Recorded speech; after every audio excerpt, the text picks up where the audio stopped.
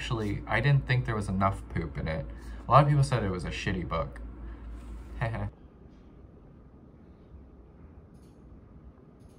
Hello, peoples. This is the outfit of the day. This cropped little yellow shirt, our legacy. I love this necklace so much. And hair is good today, so I don't think I need a hat, but just in case. Bringing this,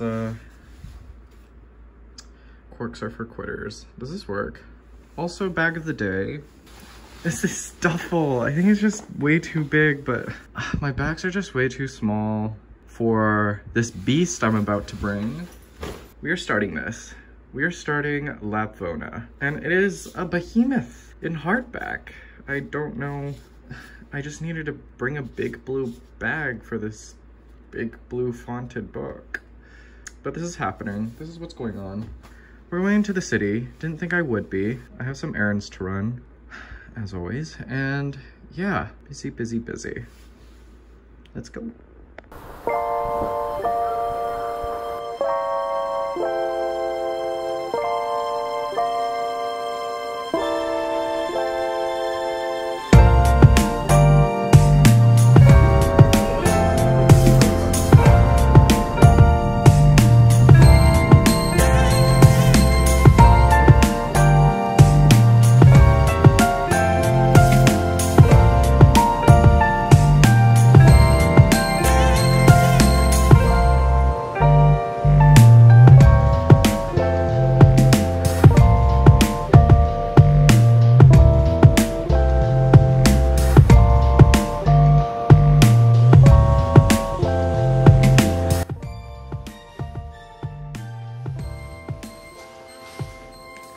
Very odd bathroom.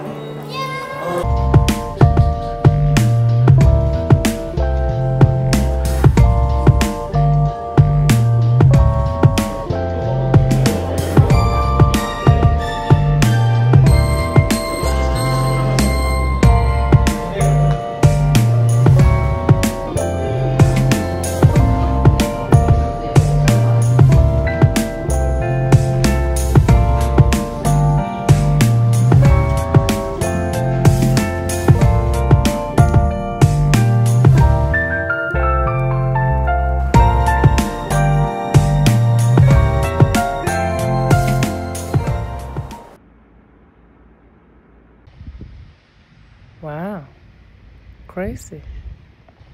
You're crazy, girl. How do we do this? Okay, hello, hi. If you're new here, I'm Nathan. I read stuff. God, that's a terrible introduction. Okay, I don't know how to start this, but I wanted to preface that if nobody has noticed, I tend to put out videos that are 2 weeks late. It's just how I process things. Like for example, on Instagram, I used to post pictures that I took a year ago from today. Yeah, just like gives a very interesting insight to how you can reflect on things. So this video is going to feel out of place, which is necessary because I feel like not a lot of people are talking about this. I don't know, I'm kind of irked. I feel like all of the reviews on BookTube for this book has just been very impressionistic and surface leveled. And where's all the critical thinking? Where is it? I can only name 2 booktubers who have done a very promising job of dissecting this book, and it's Jaylen. He's here. Does a very good introduction to the book, and Kiran, who does a very good characters list of all the people of Lapvona. If you need prerequisites to this video, go to them. Great videos. I'll link them downstairs. But yes, we are here today to talk about this behemoth, this disgusting behemoth of a novel, Lapvona, by, of course, your girly, Otessa Moshfegh. Okay, gonna break this down into who, what, when, where, and why. No how, but all the W's today. So, I'll start with where. This book takes place in this little town of Lapvona, where the dirt is good, or something around those lines, but there's a lot of poop. Actually, I didn't think there was enough poop in it. A lot of people said it was a shitty book. But not enough shit, to be honest. I was expecting more, but I'll get into that later.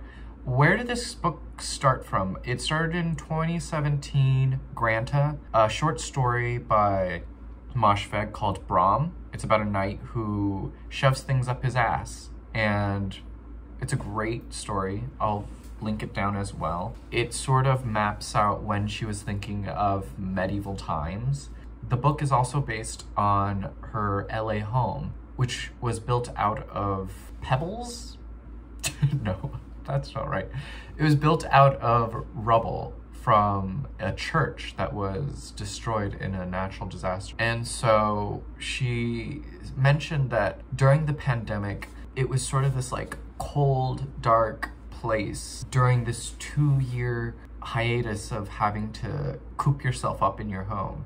And so she was really just thinking about this like deep, murky, cold, even moldy type of setting. She mentions that there's like this beautiful light that she looks up to throughout all this like darkness in her home. Also surrounded by a lot of greenery. I forgot where she lives, but somewhere in northern LA, in the suburbs. But when she turns this cul-de-sac, she is just met with a lot of greenery, which is interesting because LA, you immediately think like skyscrapers, freeways, wide streets. This book also comes from the stories from her mom and how she always says that they come from pirates, ancestral pirates, but sort of mapping out her Croatian roots with Polish Jewish roots as well.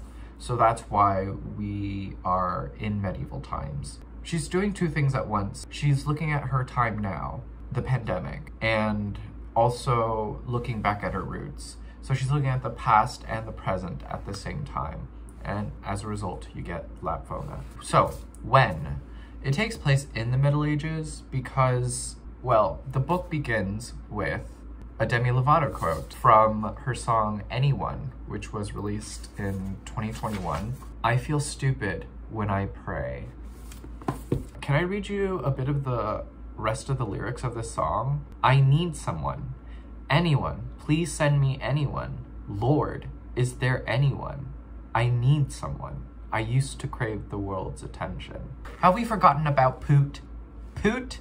Does anyone remember when Demi Lovato shaved her head in, what was it, 2015, sort of the height of 2014 Tumblr era? And she shaved her head because she was going through manic depressive moment in her life where she lost it, and so she shaved her head.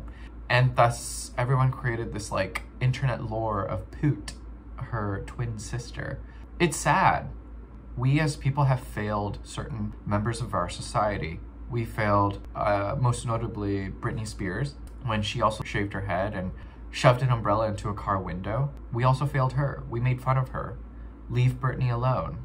We failed these women of our society. And what do we have to say for ourselves? We go around parading about mental health and this whole premise of love thy neighbor, and yet here we are ripping people to shreds. It's kind of disgusting in a way. I don't see why a lot of people bag on this book because none of the characters are redeeming. Well, none of the characters are redeeming because life, we have these people, members of our own society, who bag on people. Why are y'all attacking the people of Lapvona when you should be taking care of the people of your world? We only got one Earth, right? It's kind of sad. Anyway, rant over, but I'm afraid I might have to get a bit ranty just because of the nature of this book and the reception that it's gotten and how little the book has been dissected or thought about. I feel like there hasn't been a lot of critical thinking around this book, and I think that's really necessary. So I don't really want to get into all of the characters of Lapvona because essentially what they do sort of interpret, reinterpret, and find meanings to how they believe in God or this constructed belief of Christianity. For example, we have the priest, Barnabas, who has a very skewed view of religion and sort of mistells biblical stories. Merrick, who I want to say is the closest to the majority of society, in which he looks and sees at all of these wrongs, yet sort of creates this distance from it and is in a lot of speculation. But if I do have to say, one of my favorite characters is Ina. She's a badass bitch. Love her. But what Otessa is really trying to do is look at performance of personality.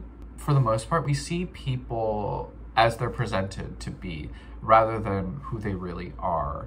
And it's through these people and these characters that we notice essentially very tropey characters, not just in fiction, but they're used in a way to really show that everyone is different, right? In society.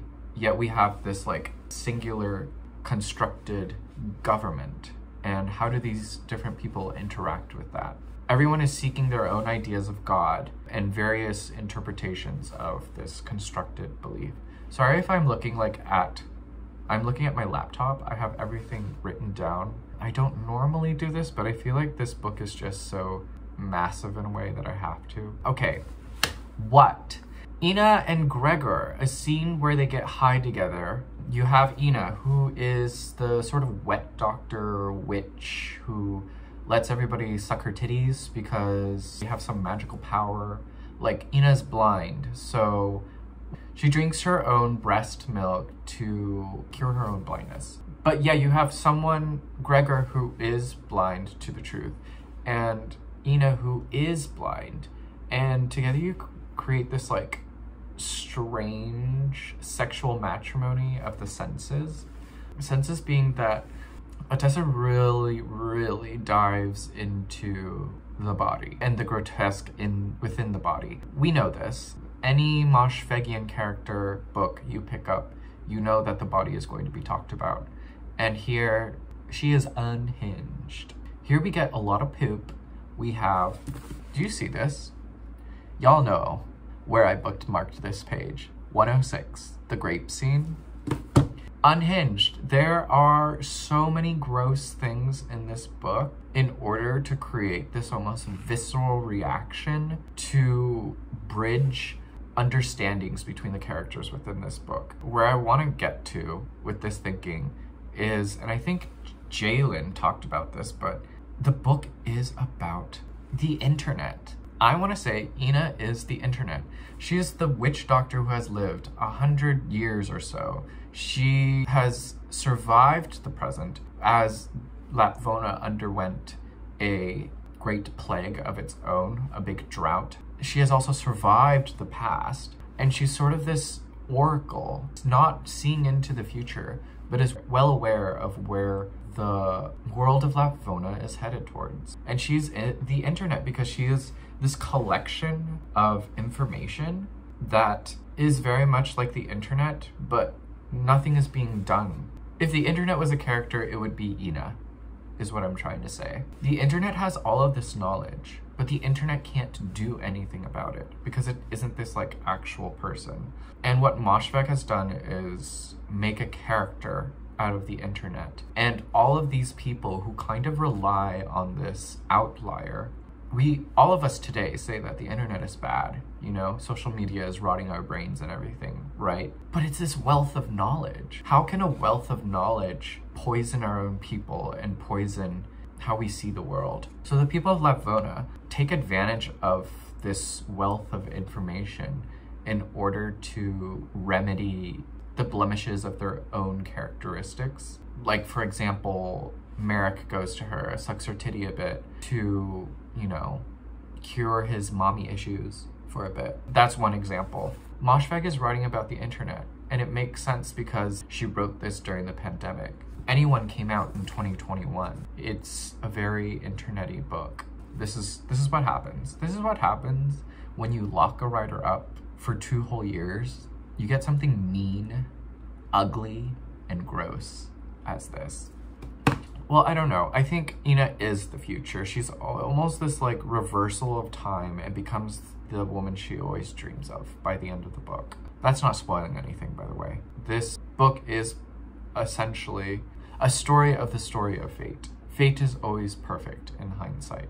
So yeah, Ina is the internet, and the people of Lapvona are there to abuse it. And I mean, again, to tie this back to Demi Lovato, we have with Poot. We've abused the internet. We've abused social media to hurt other people. It's kind of sad the way we've done it. So we have like people like Barnabas, who is the priest and misrepresents stories. And I think that's obviously a representation of fake news and how most people just read headlines and not the actual article. Willem, who has all the power and abuses it. You know, we have all this wealth of knowledge, the internet, and yet somehow we're not learning from it. It's quite sad. And we disillusion ourselves into thinking that we're doing good and that we are making progress. And it's not to say that we haven't made progress, but those who feel that we are creating this progress by reposting an Instagram infograph and calling it a day. Not quite sure what that does for us as a whole, but also us as individuals. Are we really doing anything at all? All of these people take advantage of Ina, and it's quite sad. So why? Why did Moshfegh write this? It's reactionary. It put people in a very black and white situation. It's polarizing. I have to talk about my reading experience of this book. So I read this over the weekend. Lots of people, busy subways, rush hour, humidity, summer. It's like, it was 93 degrees while I was reading this book, day and night. Not a breeze in the air. Oil stains, I don't know if you can see them, but there were finger oil stains on this book. It was a very gross, exhausting experience reading this book, and there were moments where I wanted to throw this across the room. It was disgusting, but it created this visceral experience of disgust, and Moshfegh talks about disgust constantly, or very early in her work, where it was something that took a hold of her, and through these writings she was trying to create these little exorcisms of that feeling of disgust. Like, we carry this meat sack of a body, drag it across town every single day, and for what? And no one talks about the habits of it. And that's probably why there's so much shit in this book. But she creates disgust as a visceral experience to exercise it physically out of our bodies. By the end of the book, I was so heated and exhausted and disgusted with myself and the world that we live in to an extreme extent. And wow, isn't that powerful? I mean, that's a power move. For a work of art to do that to the body is, I think, you know, art's succession, and Moshfegh succeeded in that. I mean, people read things for different reasons, but I feel like another reason, in the many ways we interpret art, be it a film, music, if it's not, you know, physically pulling moisture out of your eyeballs, or pulling snot from your nose, or like creating actual heat and tension on your forehead because your head hurts so much. Reactionary. That's literally ink on white paper, bounded by glue. Did that. I think about this quote by John Waters, which I'm going to read to you. I like art that challenges you and makes a lot of people angry because they don't get it, because they refuse to look at it properly. Rather than open their minds to the possibility of seeing something, they just resist. A lot of people think contemporary art makes them feel stupid, because they are stupid. They're right. If you have contempt about contemporary art, you are stupid. You can be the most uneducated person in the world and completely appreciate contemporary art because you see the rebellion. You see that it's trying to change things. Although I don't think Moshfegh is trying to change the world, because she does say, I think it was in a Bret Easton Ellis podcast, she said that her work isn't political. But in a recent podcast with LABR Radio, she really thought about Black Lives Matter and the height of the tension in America. Like, when we think about the pandemic in reflection, it wasn't just a virus that was killing people. It was the intoxication of trapping the physical body at home, shoving it online, creating this like suffocating cocoon of being online, essentially trapping not just the physical body, but the spiritual body in this one place that does not move, while also creating this really violent moment in American history. We see echoes of the past with George Floyd, the protests, and how we've essentially seen America as this moment in time to unlearn what it is, and yet I don't think we're doing anything about it. And I think it goes back to this whole idea of these people take advantage of Ina, take so much from her, and yet nothing happens, nothing changes, and we constantly disillusion ourselves into thinking that much has changed. So why should we read this book? Honestly, I had a hard time with this one. I did not like it, but I did think it was a very strong and well-written novel. It did its job. Did I like it? Not really. But it did its job as a work of art. I think a lot of people shit on Moshfegh when she says that, like, or like if anyone's read Andrea Longtrue article about how Moshfegh writes art for art's sake. To a certain extent, I think that's important, because art is necessary. Art is inherent to life. We need it to survive. We've always had it, be it through the passing down of oral histories and stories, through stick figures and clay and fruit pigment smudges on cave walls. We've always had it. It's been a part of the need to create in life. I do think that art for art's sake is important, and Moshfegh is a firm believer in that. Even though she has said that art is political, I think I have to say that everything is inherently political. There is always politics involved when you have differing stories. What I think Moshfegh means is that she doesn't write from the sort of heightened politics that culture is so involved with right now in terms of social media transparency and very like this divisive nature in politics. Though I think it is important, it's not the whole world. We're still creating art. What I'm trying to say is that I think culture teaches you what to believe, and as we constantly go through pop culture and trends and seeing where things head towards, but also take a few steps back, the world will continue to fall apart. We create so much desire for all the bad things to fall apart. And how do you reckon with all of that? The world falling apart and also for the bad things to fall apart. Where does the person belong, and how do we create the good things out of that? And that's where art stands. I think that's fair, right? But again, it's impossible to keep things peaceful. You can see that through the media. You can see that through here. The world is not evil. We are programmed to survive. Culture is a system of learning how to survive and cope with trauma. And yeah, best represented through the people of Lapvona. And that's why you should read the book, to sort of give you the hard mirror of life itself and why we aren't doing anything about it, per se. Moshfegh is hopeful. The book begins in spring, and the book ends in spring, and with a baby. And I won't say whose baby, not to spoil anything. There is hope. Moshfegh is praying for us through Lapvona. What are we to do? What are we to do? Okay, I just filmed for like 30 minutes and my thoughts were everywhere, even though I tried to construct an outline. So I am so sorry if this just seems everywhere. I just felt like I needed to put all of this out here because I don't think enough people are talking about it, and the people that are talking about it are incredibly impressionistic. Like, I know this book is about religion and what to do with it, but on a higher scale, it's about the internet. and how we exist in this plane as we head towards the metaverse and live in it. What are we doing? What are we doing with our bodies? Why isn't anyone talking about this? What are we doing as people to reckon with everything right now? And to be honest, I don't know.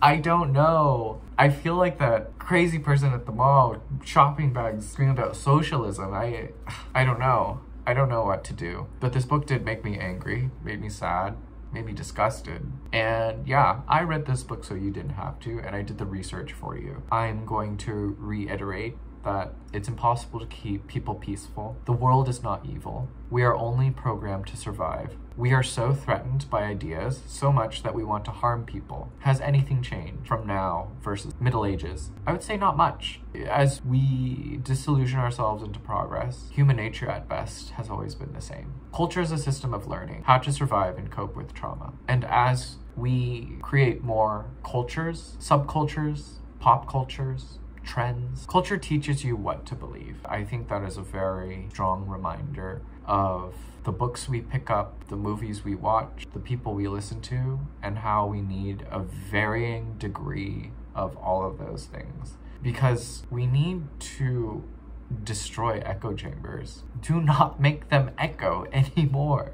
We need to go back to a time when we have differing views and can coexist at the same time. I don't know how to get there, but I hope that, I don't know, I feel like I made this book scary for people and I'm like pushing people away now, but it's important to read things like this, but also read your rom-com beach read. I think both of those things are important and do two different things, but you need to do both. You need to do it all. Sure, it's exhausting, but that's a part of life, right? What is life without disgust? You need that. You need that in order to see what is beautiful, what is tasteful, what is delicious, what is all the joys in life. Culture is teaching you where to stand. Look at your own culture. What part of culture has made culture for you? And what are you going to do with that? Yeah, I think that's a good place to leave it, right? That's Lapvona for you. Let me know your thoughts on Lapvona. Please slide into the DMs. Let's talk about it. Lapvona, read it. It's gross, it's gritty, at her most unhinged,